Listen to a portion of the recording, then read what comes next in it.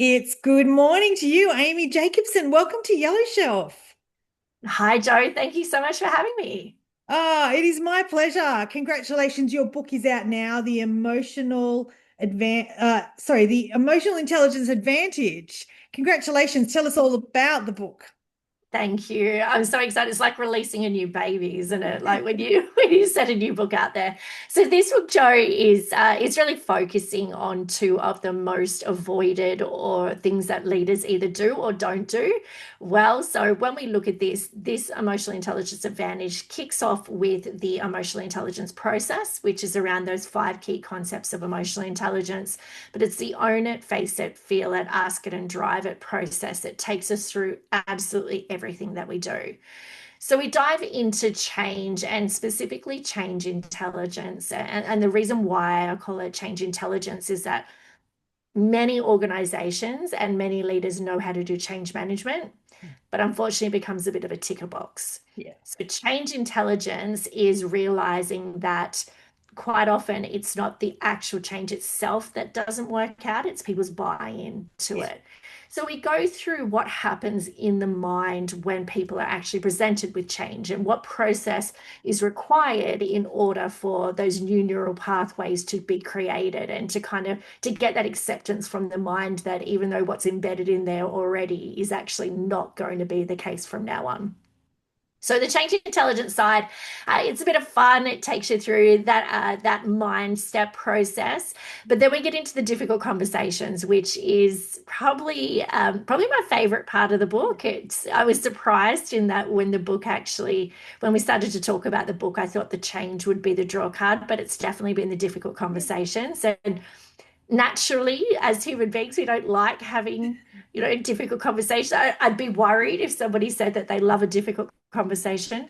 But in this part of the book, we really go into the role that we play. And that's even starting with the fact that a difficult conversation tends to trigger the fight or flight mechanism within us because it's that fear of not knowing how the person is going to react, Yeah. not knowing of the outcome, and not wanting to be judged ourselves or have that failure. So we tend to over prepare and build ourselves this folder of ammunition ready to go into the difficult conversation with reports and stats and examples Yeah. ready to fire at them to tell them that, I'm right and you're wrong. Yeah. And that's where our first biggest mistake is with difficult Yeah. conversations. So in the book, we take you through the best way to approach those conversations, but to get your own mindset right before you head in there, and then how to lead a difficult conversation through the key skill of empathy and really follow that emotion to get it through.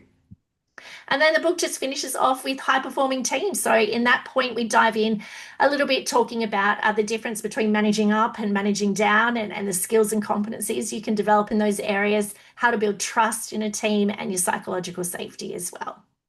Yeah, and look, Amy, as I shared with you before we hit record, I mean, this is a world from my corporate life that definitely I understand, and I'm kind of laughing at times, but I'm also, I guess it's very relatable. It's very difficult conversations and are incredibly difficult, and change. Gosh, is it done well? Yeah, it's a great book. Tell us, I know you've written a previous book about emotional intelligence back in 2021, was it? Yeah. Yeah, so this is Yep, this. that's right, 2021. Yeah.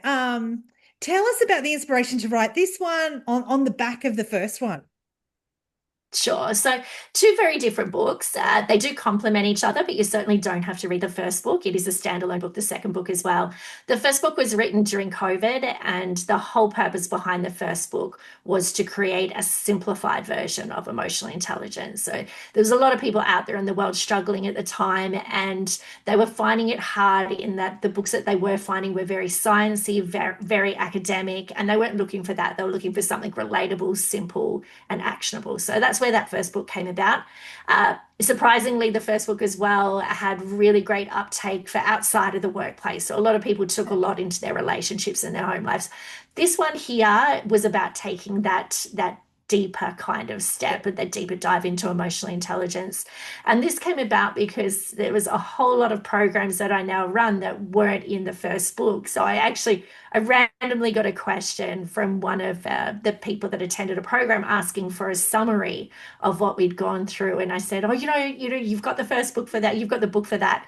But they said, "Yeah, but this specific part, I want to really share with people." And that just happened to be a part that wasn't in the book. So extreme me went, "Oh, well, if I'm going to write a summary, I might as well write a new book." So this book kind of it dives deeper specifically into leadership, and I say that from a skill, not a job title point of Sure. view, Yep. and it is more specific to the workplace as well. Still, again, though, very similar skill sets and approach anytime you're interacting with a human being, so it is transferable as well.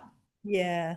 And Amy, I was looking at your website. I mean, you are a global speaker, facilitator. You work and do some incredible work. Your website has so many great articles. Can I just point out, like, if anyone wants to go and take a look, there's so many great articles, you know, topics that just spring to mind as questions that even I have. It was great to go back through all those articles. Tell us about how we connect with you. I mentioned the website. How do we connect with you and the book if we're curious? Yeah, absolutely. Start at my website. So my website has a lot of information on there too, links to, other information resources, whether it is articles, whether it is videos, whether it is other podcasts. So that's a great place to start. Social media you'll find me on as well. LinkedIn is probably the biggest place that I'm most active in, but also in Instagram. And you can follow the books from there as well. So they take you straight to the ways onto Amazon on how to Yeah. purchase the books as well. But on top of that, Joe, and I always say, and I truly do mean it, I love meeting new people. So if you've got a question or you want to reach out and have a chat with me, Yeah. go for it. Yeah.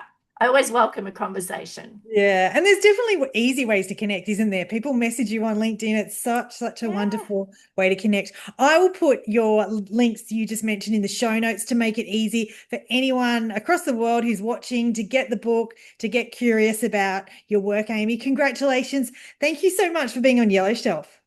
Thank you so much for having me, Joe. Cheers.